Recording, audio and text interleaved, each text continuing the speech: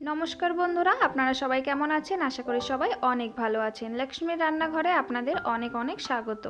আজ আমি তৈরি করে দেখাবো মাত্র একটি আলু দিয়ে পরিবারের সকলের জন্য একটি দুর্দান্ত নাস্তার রেসিপি। সকাল বা বিকাল আপনারা এই নাস্তাটা তৈরি করে খেয়ে দেখতে পারেন, খেতে কিন্তু খুবই ভালো লাগে। তাহলে চলুন দেখে নিই রেসিপিটি কীভাবে তৈরি করছি। এখানে আমি আমার পরিমাণ মতো আটা নিয়ে নিয়েছি। আমি এখানে আটা দিয়ে তৈরি করছি, আপনারা চাইলে কিন্তু ময়দাটাও ব্যবহার করতে পারেন। এবার এর মধ্যে আমি স্বাদ অনুসারে লবণ দিয়ে দেবো আর দিয়ে দেবো 2 চামচ মতো তেল।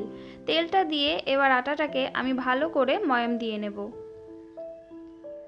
আমি ভালোভাবে ময়াম দিয়ে নিয়েছি। দেখুন এইভাবে মুঠ পাকালে এটা দলা হয়ে যাচ্ছে, আবার ভাঙলে ভেঙে যাচ্ছে। ঠিক এইভাবে ময়াম দিয়ে নিতে হবে। এবার এর মধ্যে আমি সামান্য পরিমাণে একটু কালো জিরে দিয়ে দিলাম। কালো জিরেটা দিলে খেতে বেশি ভালো লাগবে। এবার অল্প অল্প জল দিয়ে আমি একটা শক্ত ডো তৈরি করে নেব। ডোটা কিন্তু নরম করে তৈরি করলে হবে না, একটু শক্ত করে ডোটাকে তৈরি করতে হবে।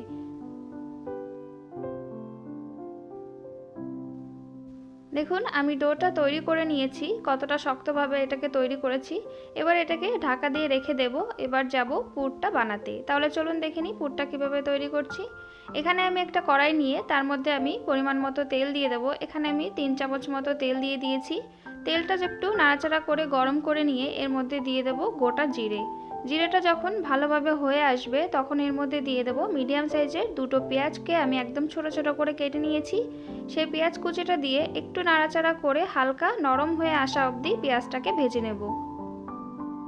দেখুন পেঁয়াজটা কিন্তু নরম হয়ে গেছে। এবার এই পর্যায়ে আমি হাফ টিস্পুন দিয়ে দেবো এখানে আদা বাটা আর হাফ টিস্পুন রসুন বাটা। আদা রসুনটাকে আমি ততক্ষণ কষিয়ে নেব যতক্ষণ না আদা রসুনের পুরোপুরি কাঁচা গন্ধটা চলে যাচ্ছে। আদা রসুনের কাঁচা গন্ধটা যাওয়া অবধি আমি ভালো করে কষিয়ে নিয়েছি। এবার এর মধ্যে দিয়ে দেবো আমি স্বাদ অনুসারে লবণ আর দিয়ে দেবো হাফ টিস্পুন মতো হলুদ গুঁড়ি, হাফ টিস্পুন দিয়ে দেবো এখানে জিরে গুঁড়ি, হাফ টিস্পুন ধনে গুঁড়ি আর 1 টিস্পুন দিয়ে দেবো এখানে লাল লঙ্কার গুঁড়ি।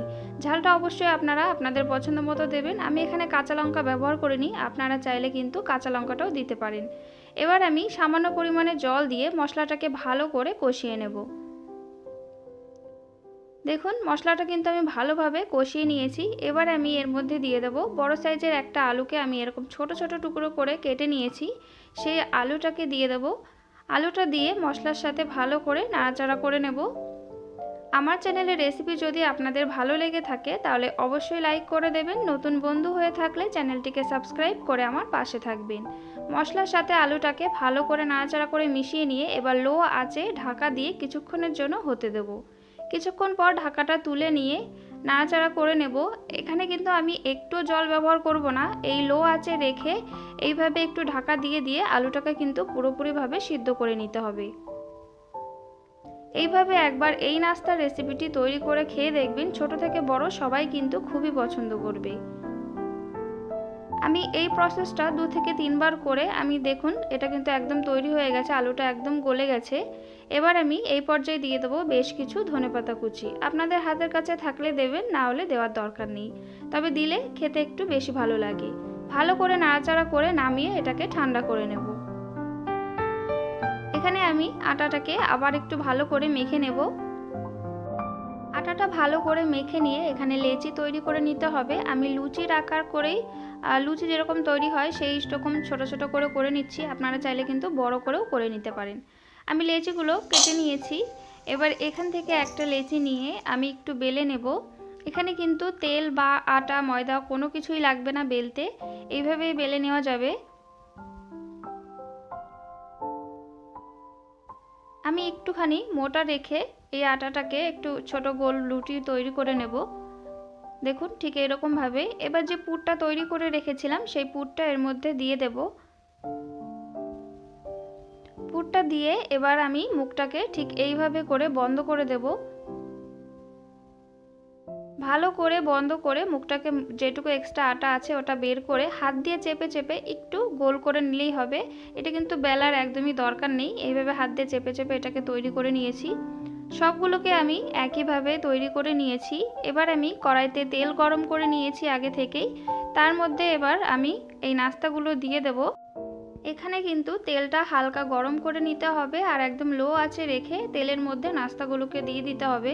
আর যদি তেলটা বেশি গরম হয় তাহলে উপরটা পুড়ে যাবে, ভিতরে কিন্তু কাঁচা থেকে যাবে আর খেতে কিন্তু একদম ভালো লাগবে না। এবার আমি এক পাশ হয়ে গেলে অপর পাশটা উল্টে দেব। একটু সময় নিয়ে উল্টে পাল্টে আমি ভালো করে ভেজে নেব। দেখুন নাস্তাগুলো কিন্তু আমি ভালো করে ভেজে নিয়েছি, এগুলো একদম পারফেক্টভাবে হয়ে গেছে। এবার আমি নাস্তাগুলোকে তুলে নেব। বাকিগুলোকেও আমি একইভাবে তেলের মধ্যে দিয়ে ভেজে তুলে নেব। আমি সবগুলোকে ভেজে তুলে নিয়েছি, একটা ভেঙে দেখাচ্ছি, দেখুন এটা কতটা সুন্দর হয়েছে। তৈরি হয়ে গেছে আলু আর আটা দিয়ে সকাল বিকাল খাওয়ার জন্য একটি দুর্দান্ত স্বাদের নাস্তার রেসিপি। রেসিপিটি যদি আপনাদের ভালো লেগে থাকে তাহলে অবশ্যই লাইক করে দেবেন। নতুন বন্ধু হয়ে থাকলে চ্যানেলটিকে সাবস্ক্রাইব করে আমার পাশে থাকবেন। বাড়িতে একবার হলেও তৈরি করে খেয়ে দেখবেন, আশা করি অনেক ভালো লাগবে। ভালো থাকবেন, সুস্থ থাকবেন, আবার চলে আসবো পরবর্তী রেসিপি নিয়ে। ততক্ষণে সাবধানে থাকবেন।